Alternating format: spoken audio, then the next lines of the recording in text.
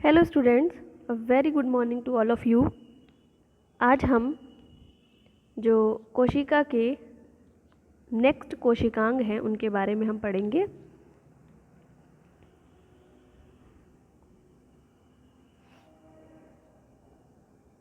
आइए देखते हैं कि कौन कौन से कोशिकांग पढ़ेंगे हम, और एक एक करके हम सभी कोशिकांगों के बारे में डिस्कस करेंगे। देखिए, सबसे पहले हमने बहुत सारे कोशिकांग पढ़ लिए हैं। अब हम फ्लैजिलम और सीलियम के बारे में पढ़ेंगे। देखिए, फ्लैजिला और सीलिया ये दो ऐसी संरचनाएं होती हैं जो कि जैसे ये जंतु है तो इसी की जो प्लाज्मा झिल्ली है उसी से निकलता है, उसी के बीच से, ठीक है, या उसी का उभार होता है, एक तरीके से उसी का एक्सटेंशन होता है, प्रोजेक्शन होता है, ठीक है, जो जिसमें जिनकी संरचना जो होती है वो किसकी बनी होती है? माइक्रोट्यूब्यूल्स की बनी होती है, सूक्ष्म नलिकाओं की बनी होती है, ठीक है।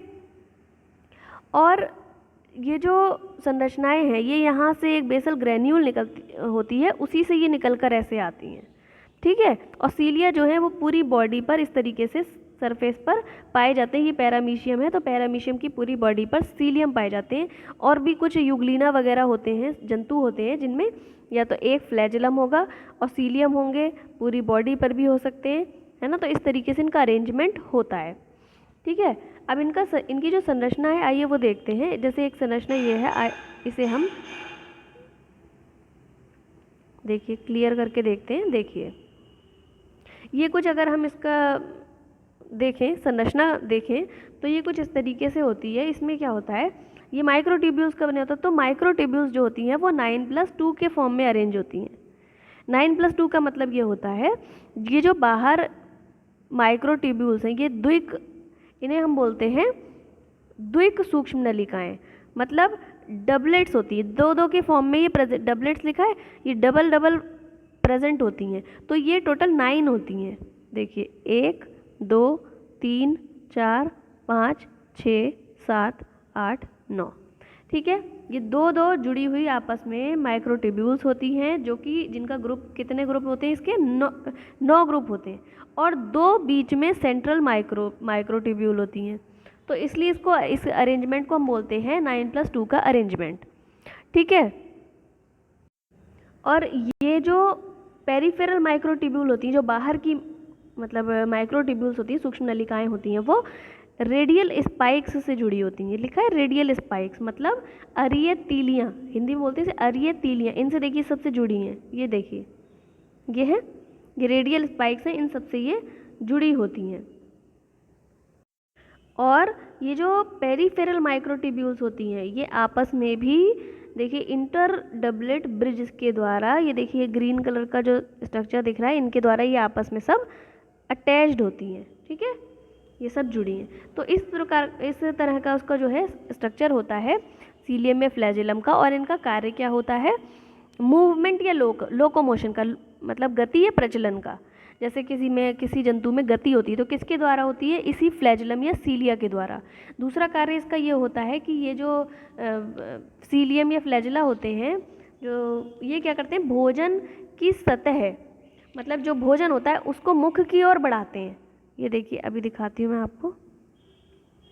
देखिए इसमें, देखिए यहाँ पे जब कोई भोजन आता है तो ये क्या करते हैं, इस बॉडी की तरफ बढ़ाते हैं इसको, ठीक है। तो इनका एक काम तो क्या हो गया, एक लोकोमोशन का यानी प्रचलन का या गति का काम हो गया, और दूसरा जो भोजन है उसको सतह की ओर, मुख की ओर ये जो है वो बढ़ाते हैं। जैसे जलीय जंतु में जल में क्या होता है, जल में भोजन बह के जा रहा है, वो कहीं भी बह सकता है, तो इसके पास जब आता है भोजन तो ये जल्दी से इसको मतलब सतह की तरफ, मुख की तरफ जो है वो डायरेक्ट कर देता है, मोड़ देता है, ठीक है। तो इस तरह से क्या है फ्लैजिलम का स्ट्रक्चर और कार्य आपने देखा। आइए अब देखते हैं सेंट्रोसोम, जो कि अगला कोशिकांग है। तो सेंट्रोसोम जो होती है, इसकी जो सेंट्रोसोम शब्द तो जो था वो किसने दिया था? टी बॉबेरी ने। किसने दिया था? टी बॉबेरी। टी बॉबेरी ने 1889 1888 में इस शब्द को दिया था। और ये जो संरचना है, मतलब कि ये जो सेंट्रोसोम है, ये अगर पौधों की बात की जाए तो शैवाल और कवक, इनको छोड़कर प्लांट सेल में अदर मतलब जो प्लांट्स होते हैं उनमें नहीं पाया जाता है। केवल शैवाल में, वो भी रोडोफाइसी के जो मेंबर्स होते हैं वो, ये एक वर्ग होता है शैवाल का रोडोफाइसी, उसमें मतलब एल्गी में और कवक में, इनको छोड़कर बाकी प्लांट में ये नहीं पाए जाते हैं, जंतुओं में ये पाए जाते हैं। ठीक है, तो इनका अरेंजमेंट कैसे होता है, ये भी सूक्ष्म नलिकाओं के ही बने होते हैं। और इनका अरेंजमेंट देखिए कैसे होता है, ये 3-3 माइक्रोट्यूब्यूल्स के ग्रुप में, जैसे अभी आपने फ्लैजेलम देखा था 2-2 के फॉर्म में था, ये 3-3 माइक्रोट्यूब्यूल्स के ग्रुप्स में ये होता है। और ये भी कितना होता है 9, इस 3-3 के ग्रुप्स ये कितने होते हैं 9, यानी कितनी माइक्रोट्यूब्यूल्स हो गई 27। ठीक है, इस तरीके से इनका अरेंजमेंट होता है। बीच में इसका सेंटर पोर्शन कहलाता है हब या नाभि। ठीक है, और इसका जो बाकी चारों तरफ का ये जो एरिया है इसको बोलते हैं सेंट्रोस्फेयर। क्या बोलते हैं, सेंट्रोस्फेयर। ठीक है, इन सेंट्रोस्फेयर और ये हब और ये माइक्रोट्यूब्यूल्स, ये सारी सब मिलकर ही क्या बनाती हैं, सेंट्रोसोम का फॉर्मेशन करती हैं। ठीक है, और जो इनका बाकी का भाग होता है वो प्रोटीन से बना हुआ होता है। और इनका जो कार्य होता है वो क्या होता है, कोशिका विभाजन में मदद करना। देखिए प्लांट सेल में क्यों नहीं पाया जाता, क्योंकि प्लांट सेल में माइक्रोट्यूब्यूल्स जो होती हैं वो ऑलरेडी, मतलब जब एक प्लांट सेल से दूसरी बनती है तो उसमें कोशिका विभाजन जब होता है, मतलब 1 से 2 सेल बनती हैं, तो ऑलरेडी वहाँ पर माइक्रोट्यूब्यूल्स अरेंज हो जाती हैं अलग अलग। ठीक है, जबकि जो ये सेंट्रोसोम होता है वो कोशिका विभाजन, जंतु कोशिका में ये हेल्प करता है सेंट्रोसोम। ठीक है, तो दोनों के जो थोड़ा सा फ़र्क होता है सेल डिवीज़न में, प्लांट सेल और एनिमल सेल में, इस वजह से ये डिफरेंस पाया जाता है कि एक में होती हैं एक में नहीं होती हैं। ठीक है, अब देखिए अगला कोशिकांग है केंद्रक, जो कि बहुत ही मेन है और इस पूरे प्लांट सेल का मेन पार्ट है। ठीक है, जैसे हमारे बॉडी में कौन कंट्रोल करता है, मस्तिष्क करता है सभी क्रियाओं को, जैसे कंप्यूटर में सीपीयू वर्क करता है, सेम एज दैट ये जो केंद्रक है वो एक कोशिका का कंट्रोल करने वाला कोशिकांग है। ठीक है, इसकी जो खोज की थी, इसका पता लगाया था, वो किसने लगाया था, रॉबर्ट ब्राउन ने। देखिए ब्राउन और हुक, 2 साइंटिस्ट है, रॉबर्ट हुक, रॉबर्ट ब्राउन, तो कंफ्यूज मत होना, केंद्रक की खोज रॉबर्ट ब्राउन ने की थी, जबकि कोशिका की खोज रॉबर्ट हुक ने की थी 1665 में। ठीक है, ये जो केंद्रक की खोज की थी ये किसने की थी, रॉबर्ट ब्राउन ने, और कब की थी, 1831 में। ओके, और जो एक साइंटिस्ट थे फ्लेमिंग, ठीक है, एक साइंटिस्ट थे फ्लेमिंग, तो ये जो केंद्रक है इसी के अंदर हम क्या पाए जाते हैं, क्रोमोसोम पाए जाते हैं। तो उस समय ये नहीं पता था कि इसके अंदर जो ये धागे जैसी संरचना है वो है क्या। ठीक है, तो इसको स्टेन किया गया, तो इसके अंदर जो क्षारीय रंग से स्टेन हो गई जो संरचनाएं थी, उसको फ्लेमिंग ने क्या नाम दिया, क्रोमेटिन नाम दिया। क्या नाम दिया, क्रोमेटिन। ठीक है, ये नाम दिया था फ्लेमिंग ने, ये ध्यान रखना। खोज किसने की थी, रॉबर्ट ब्राउन ने। इसके अंदर जो पदार्थ मिल रहा था, ठीक है, उसको क्रोमेटिन नाम किसने दिया, फ्लेमिंग ने। ओके, तो इसकी पहले हम संरचना पढ़ेंगे फिर कार्य पढ़ेंगे। तो इसकी जो संरचना है वो कैसी होती है, देखिए ये एक दोहरी झिल्ली वाला कोशिकांग है। देखिए एक बाहर ये झिल्ली है और एक ये झिल्ली है, जो कि मैंने आपको पहले ही बताया था, एंडोप्लाज्मिक रेटिकुलम। ये जो आप जाल देख रहे हैं किसका है, एंडोप्लाज्मिक रेटिकुलम का। जब मैंने एंडोप्लाज्मिक रेटिकुलम आपको पढ़ाई थी तब मैंने आपको बताया था कि ये जो है एंडोप्लाज्मिक रेटिकुलम, ये केंद्रक के ही चारों ओर एक नेटवर्क बनाती है, बताया था। तो वही है। ठीक है, ये जो डबल मेम्ब्रेनस स्ट्रक्चर, अभी हम केवल केंद्रक की बात कर रहे हैं। ठीक, तो केंद्रक ये डबल दोहरी झिल्ली वाला एक कोशिकांग है। इनके बीच बीच में ये देखिए केंद्रक छिद्र पाए जाते हैं। ये क्या है बीच बीच में? Nuclear pore, nuclear pore. ठीक है, इसके अंदर एक द्रव पाया जाता है जिसे हम कहते हैं केंद्रक द्रव्य, और इंग्लिश में हम कहते हैं न्यूक्लियोप्लाज्म। तो देखिए ये क्या है, ये जो एंडोप्लाज्मिक रेटिकुलम इससे देखिए मिली है आउटर मेम्ब्रेन से। ठीक है, तो ये क्या बनाती हैं? दोनों मिलकर एक बनाती हैं न्यूक्लियर पोर कॉम्प्लेक्सेस। ठीक है, ये बहुत सारे कॉम्प्लेक्स इसमें ऐसे करके ये अरेंज होते हैं। ठीक है, इसके बीच बीच में जो द्रव होता है उसे हम क्या कहते हैं? न्यूक्लियोप्लाज्म। इसके अंदर मैंने अभी आपको बताया कि एक धागे जैसी संरचनाएं पाई जाती हैं, उसे हम क्या बोलते हैं? क्रोमैटिन। ठीक है, जो क्या होते हैं? गुणसूत्र होते हैं। ठीक है, और इसके चारों तरफ ये जो कवरिंग होती है उसे न्यूक्लियर एनवलप बोलते हैं। और इस एंडोप्लाज्मिक रेटिकुलम पर या इसकी सरफेस पर कुछ दानेदार संरचना प्रेजेंट होती है, छोटी संरचना, उसे हम क्या कहते हैं? राइबोसोम। ठीक है, क्योंकि मैंने आपको बताया था एंडोप्लाज्मिक रेटिकुलम की सरफेस पर ही राइबोसोम जो है वो अरेंज होते हैं। इसके अंदर एक और छोटी संरचना पाई जाती है जिसे हम बोलते हैं केंद्रिका या फिर न्यूक्लियोलस। तो ये ऐसे करके इसकी जो थी वो संरचना थी। इसका कार्य आपको पता है क्या होता है? जो इसके अंदर गुणसूत्र पाए जाते हैं वो लक्षणों को एक पीढ़ी से दूसरी पीढ़ी में जाने में मदद करते हैं। जैसे नई संतति बनती है तो इसमें जो लक्षण होते हैं, पेरेंटल कैरेक्टर्स होते हैं, वो एक पीढ़ी से दूसरी पीढ़ी में जाते हैं। किसके द्वारा?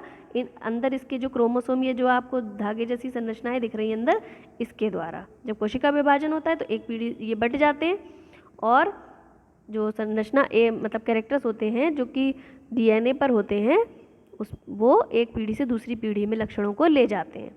ठीक है, अब मैंने इसका आपको आउटर स्ट्रक्चर बता दिया। इसकी जो बाहरी भित्ति होती है उसे आउटर मेम्ब्रेन कहते हैं, अंदर वाली भित्ति जो झिल्ली होती है उसे हम क्या कहते हैं? इनर मेम्ब्रेन कहते हैं। अब मैंने जैसे बताया इसमें क्या पाया जाता है? ये क्रोमोसोम पाए जाते हैं, धागे नुमा संरचना, क्रोमोसोम हुई होते हैं। तो क्रोमोसोम कब बन जाते हैं? जब ये थिक बन जाते हैं, मतलब ये जो धागे नुमा पतली संरचना ये मिलकर इकट्ठी हो जाती हैं और क्रोमोसोम बना लेती हैं। अब हम क्रोमोसोम मतलब गुणसूत्र, तो गुणसूत्र का स्ट्रक्चर पढ़ते हैं। देखिए ये कुछ इस तरह से बन जाते हैं, जब ये थिक हो जाते हैं तो ये कुछ इस तरीके से ये क्रोमोसोम हैं, और इनकी जो ये भुजाएं हैं ये कहलाती क्रोमेटिड। क्या कहलाती है? क्रोमेटिड। ठीक है, तो ये जो क्रोमोसोम बना, ये बना कैसे? एक्चुअल में ये जो होता है ये डीएनए की बहुत ही कॉइल्ड संरचना है, कुंडलित संरचना है। मतलब डीएनए इतना कॉइल्ड हो गया, इतना मतलब बहुत ज़्यादा कुंडलित हो जाता है, तब ये ऐसे क्रोमोसोम बना लेता है। क्या बना लेता है?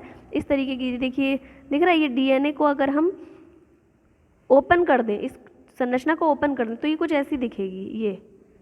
ठीक है, ये डीएनए का ही कुंडलित रूप होता है ये क्रोमोसोम। तो ये कुछ इस तरीके से, डीएनए भी बाद में पढ़ेंगे, ये इस तरीके से कुंडलित होके इस तरीके से क्रोमोसोम बना लेता है। ठीक, मतलब इकट्ठा होता चला जाता है, कुंडलित होता चला जाता है। और क्योंकि हमारे शरीर में डीएनए की बहुत अधिक मात्रा होती है, मतलब हर कोशिका में डीएनए बहुत होता है, और इतनी मात्रा होती है कि पृथ्वी से सूर्य की दूरी के अगर हम 100 चक्कर भी लगा लें तो इतना ज़्यादा डीएनए होता है लंबाई में, अगर हम उसको जोड़कर देखें तो। ठीक है, तो अब इतना सारा डीएनए कैसे अरेंज होगा कोशिका में? क्योंकि वो बहुत ही ज़्यादा कुंडलित होता है। देखते हैं कैसे, एक मिनट। हाँ, तो देखते हैं कि देखिए ये जो संरचना है ये इस प्रकार से, देखिए ये डीएनए है, ये ऊपर से आया, ये डीएनए है। ठीक है, तो डीएनए इतना ज़्यादा, ये जो बीच में आपको ऑरेंज कलर का पोर्शन दिख रहा है ये क्या है? प्रोटीन्स होती हैं। ये प्रोटीन्स आकर इस डीएनए को बांध लेती हैं इस तरीके से, ये। ठीक है, इस तरीके से ये अरेंज कर देती हैं, और इतना ज़्यादा ये देखिए कॉइल्ड होता चला गया कि ये ऐसे ये संरचना इतनी कॉइल्ड होती, इतनी ज़्यादा ऐसे कॉइल्ड होती है ये बहुत ज़्यादा, तो ये कुंडलित होकर ही क्रोमोसोम का रूप ले लेती है। ठीक है, तो इट मीन्स क्या हुआ, मतलब इसका मतलब क्या हुआ कि ये जो संरचना है क्रोमोसोम अत्यधिक कुंडलित संरचना है। ठीक, अब ये क्रोमोसोम जो होते हैं वो भी कई टाइप के होते हैं। अभी मैं आपको ये न्यूक्लियोसोम मॉडल बताती हूँ। देखिए ये क्या होता है, ये जो बीच में होती है कई प्रकार की प्रोटीन्स होती हैं जो इसको बाइंड कर लेती हैं, किसको, डीएनए को। और डीएनए को जब ये बाइंड कर लेती है तो इसी मॉडल को हम कहते हैं न्यूक्लियोसोम मॉडल। क्या कहते हैं, न्यूक्लियोसोम मॉडल। और इसका वर्णन किसने किया था, आर कॉर्नबर्ग ने। किसने किया था, आर कॉर्नबर्ग ने। ठीक है, तो न्यूक्लियोसोम मॉडल ये आपका जो है 12th में भी चैप्टर है, पूरा डिटेल में टॉपिक है। अभी आप शॉर्ट में ही पढ़ेंगे क्योंकि आपका ये जो है शॉर्ट में ही टॉपिक है। ये जो प्रोटीन्स होती हैं ये भी कई टाइप की होती हैं, 4 प्रकार की, जैसे H2A, H2B, H3, H4 ये होती, मतलब इस H क्यों कह रहे हैं, क्योंकि ये हिस्टोन प्रोटीन होती है, इसका नाम होता है हिस्टोन प्रोटीन। ठीक है, इन प्रोटीन के द्वारा ही ये जो है बाइंड होता है डीएनए। ठीक है, और साइड में एक और प्रोटीन होती है जिसे हम कहते हैं H1। ठीक है, तो इस तरह से ये जो होता है पूरा संरचना जो है वो कॉइल्ड होती चली जाती है और बना लेती है क्रोमोसोम। ठीक, अब हम क्रोमोसोम के बारे में पढ़ते हैं। देखिए क्रोमोसोम भी कई टाइप के होते हैं, जैसे पहला होता है मेटासेंट्रिक। ये जो बीच में इसकी संरचना होती है, देखिए एक मिनट इसमें देखो आप, यहाँ पर एक संरचना होती है बीच में।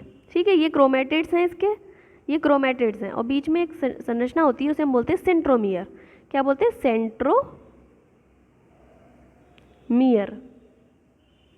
ठीक है, तो सेंट्रोमियर जो होती है वो इन क्रोमेटिड्स को जोड़कर रखती है।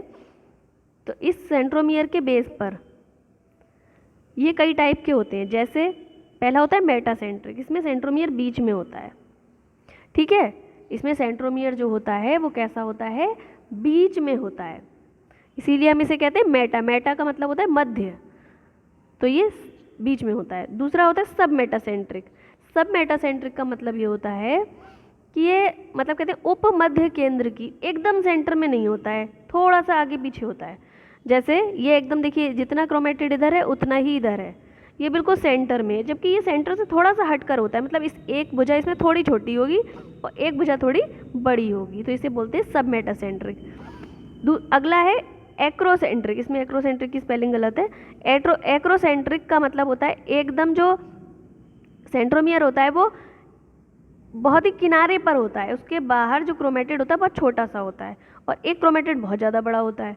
इस अवस्था को बोलते हैं एक्रोसेंट्रिक।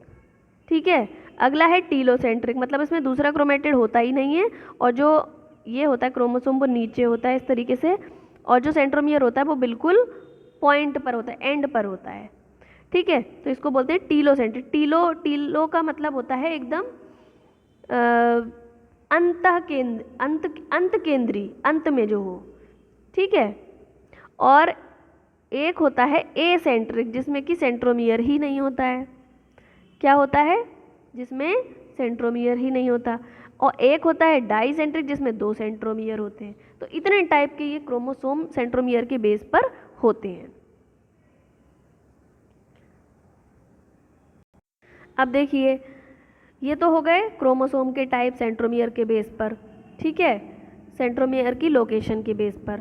अब जो क्रोमोसोम होते हैं वो 2 टाइप के होते हैं, एक तो होते हैं ऑटोसोम और एक होते हैं सेक्स क्रोमोसोम। क्या होते हैं, एक होते हैं सेक्स क्रोमोसोम। ठीक, हमारी पूरी सेल में कितने होते हैं, 46 क्रोमोसोम। तो 46 क्रोमोसोम जो होते हैं वो उनमें से 22 जोड़ी क्रोमोसोम जो होते हैं वो तो होते हैं ऑटोसोम, और जो एक पेयर होता है मतलब 23वां पेयर जो होता है वो होता है सेक्स क्रोमोसोम। वो क्या कहलाता है, सेक्स क्रोमोसोम। जो कि ये देखिए ऑटोसोम जो होते हैं वो समान होते हैं, सही है, सब कोशिकाओं में समान होते हैं, जबकि सेक्स क्रोमोसोम मादा में मतलब फीमेल में तो एक्स ही होते हैं, जबकि पुरुष में XY होते हैं, जो कि संतति के लिंग का निर्धारण करते हैं। इसका मतलब क्या हुआ, लिंग निश्चित करते हैं, मतलब वो मेल होगा, जो संतान होगी वो मेल होगी या फीमेल, ये XY यानी पुरुष के क्रोमोसोम ही, स्पेशली ये Y क्रोमोसोम जो है ये निर्धारित करता है। ठीक है, अब देखिए ये दो स्पेशल टाइप के क्रोमोसोम होते हैं, एक होता है पॉलीटीन क्रोमोसोम और दूसरा होता है लैम्प ब्रुश क्रोमोसोम। अभी देखते हैं। अब देखिए ये आप जो दो टाइप के क्रोमोसोम है, एक पॉलीटीन एक लैम्प ब्रुश क्रोमोसोम, ये दो स्पेशल टाइप के क्रोमोसोम होते हैं। सबसे पहले पॉलीटीन क्रोमोसोम की बात करते हैं हम। तो पॉलीटीन क्रोमोसोम जो होता है उसकी खोज कीट के लार्वा की, मतलब कीट का जो लार्वा होता है, लार्वा मतलब उसकी डेवलपमेंटल स्टेज होती है बीच में। ठीक है, जैसे कीट नई संतति जब बनती है एक कीट से दूसरा कीट, तो उसमें बीच में डायरेक्ट नहीं बनती है, जबकि क्या होता है बीच में एक लार्वा अवस्था होती है, उसकी शिशु अवस्था हम बोल सकते हैं। तो उसके लार ग्रंथियों में एक बहुत ही अत्यधिक लंबे मतलब चौड़े गुणसूत्र पाए जाते हैं। ठीक है, इसको सबसे पहले किसने देखा था? E.G. बाल्बियानी ने, E.G. बाल्बियानी। ठीक है, इन्होंने देखा था, कब देखा था? 1881 में ये E.G. बाल्बियानी ने देखा था। और उन्होंने क्या देखा कि ये ऐसे क्रोमोसोम होते हैं जो कि इस तरीके से इनकी पट्टी जैसी संरचना पाई जाती है, मतलब कि लंबे चौड़े क्रोमोसोम होते हैं। ठीक है, इन पर गहरे और हल्के रंग की ये जो पट्टियाँ देख रहे हैं आप, ये पाई जाती हैं। ठीक है, और कहीं कहीं पर ये जो फूल जाते हैं, ठीक है, तो ये फूल जाते हैं, इनको इस स्ट्रक्चर को बोलते हैं पफ, यानी क्रोमोसोमल पफ, या फिर हम इसे बोलते हैं बाल्बियानी रिंग, बाल्बियानी रिंग्स, बाल्बियानी रिंग्स बोलते हैं। ठीक है, तो ये बाल्बियानी रिंग जो ये गहरे, इस पे गहरे और हल्के रंग की पट्टियाँ ये जो दिख रही हैं आपको, गहरे देखिए, एक डैश डैश करके बनी है, एक डायरेक्ट बनी है। ठीक है, मतलब गहरी बनी है। तो ये गहरे रंग की पट्टियाँ जो हैं उसको तो हम बोलते हैं यूक्रोमेटिन। क्या बोलते हैं? यूक्रोमेटिन। और जो हल्के रंग की पट्टियाँ होती हैं उसको बोलते हैं हेटेरोक्रोमेटिन, हेटेरोक्रोमेटिन।